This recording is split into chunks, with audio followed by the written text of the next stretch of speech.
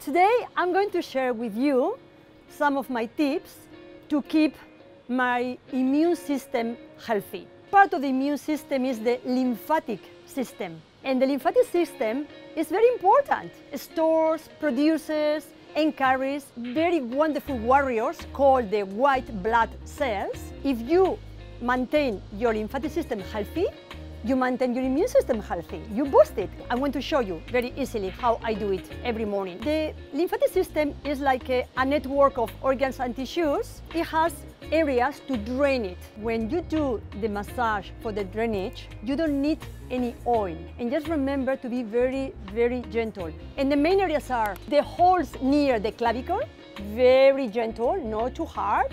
Then another very important part of the drainage holes are the armpits and then the groins.